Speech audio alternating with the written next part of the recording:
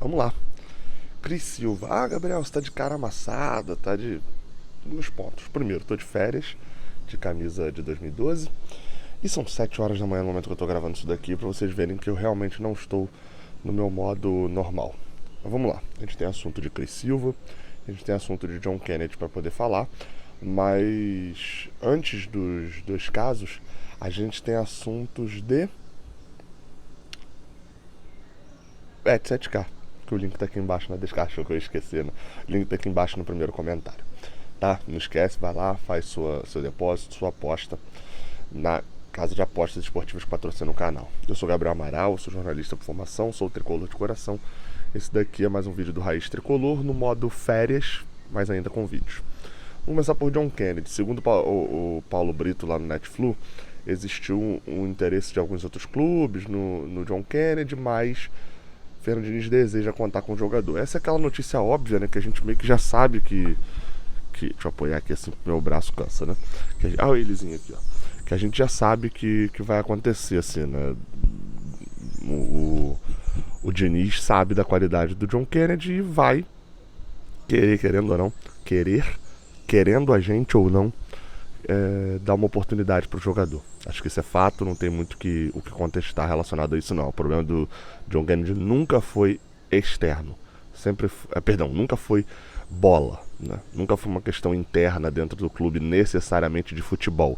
Sempre foi uma questão interna e externa relacionada a algo externo ao futebol. Acho que agora ficou bem confuso, né? Nunca foi de futebol o problema dele. Nunca foi bola. É óbvio, depois de um tempo em que você tem problemas como os que ele tem, e aí sempre vem aquela pessoa falando assim: ah, mas o Romário fazia o que... Não, o Romário fazia o que queria do meio pro final da carreira. No momento em que ele chegou a 1000 gols, eu acho que isso, né, tá cortado. John Kennedy não tem 1000 gols, John Kennedy não tem nem perto disso, John Kennedy não tem 1% do que Romário tinha na idade dele. Então assim, Romário disse, mas ele fazia não sei o que lá, e ele decide em campo. Pois é, John Kennedy, a gente vai pro campo no momento em que o campo é afetado. John Kennedy fez uma temporada 2022 ruim. Uma temporada que, se a gente não conhecesse ele, a gente estava chamando ele de bagre. Porque foi uma temporada ruim dentro do campo, inclusive.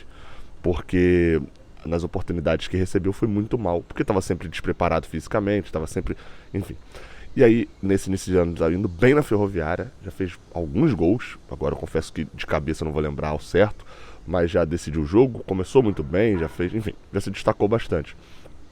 E, obviamente, é interessante pro Fluminense isso. Provavelmente os relatos, mais do que os relatos de campo, lá de Araraquara, né, de onde é a Ferroviária, importam até menos do que os relatos de fora de campo, que são os que mais importam. Vamos ver também, né, é a volta pro Rio de Janeiro. Quando ele saiu, eu fiz um tweet que dizia bem assim, torcer para ele dar certo, empolgar pra gente receber uma proposta de vender, porque eu consideraria um risco gigantesco trazer ele de volta.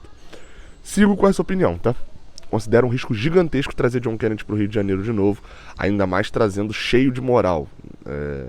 Acho que qualquer proposta que viesse por ele deveria ser considerada. Óbvio, né? Dependendo do valor você vende ou não, mas tô falando considerada. Não é um jogador invendível, como diria o Luva de Pedreiro. Mas, enfim, vamos aguardar. E o outro ponto é Cris Silva. Esse daí também, enfim, vamos lá, tá? Chegou uma oferta do Tajeres, da Argentina, uma proposta de levar o Cris Silva. O Cris Silva, o Fluminense esperava muito ofertas do Oriente Médio, ofertas dos Estados Unidos. Porque, enfim, um jogador que teve ali, já jogou em mercados alternativos, nos Estados Unidos não sei se seria algum problema, né? Porque ele jogou durante muito tempo na Moldávia, que tá ali no meio naquela confusão também, né? Parte da Moldávia tá dentro da confusão da guerra da Rússia e da Ucrânia. Não sei como é que seria, né? Às vezes eles têm essas paranoias, os norte-americanos. Mas o Cris Silva, o Fluminense esperava futebol do Japão, futebol japonês, era um que o Fluminense também estava aguardando ali e achava que viria proposta. Pra quem não tá entendendo, o Cris Silva foi comprado ano passado por 9 milhões de reais. O Fluminense comprou. O jogador assinou um contrato longo.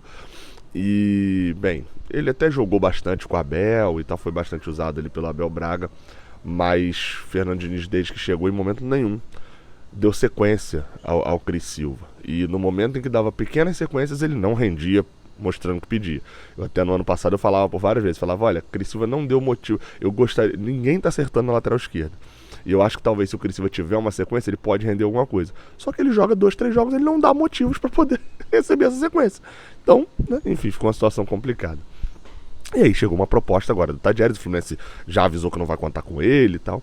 O Vene Casagrande trouxe uma proposta do Tadieres, da Argentina, que foi recusada pelo Fluminense. Também o Fluminense recusou essa proposta. E aí é algo bem interessante, né? Quando você pensa que essa recusa do Fluminense, da proposta...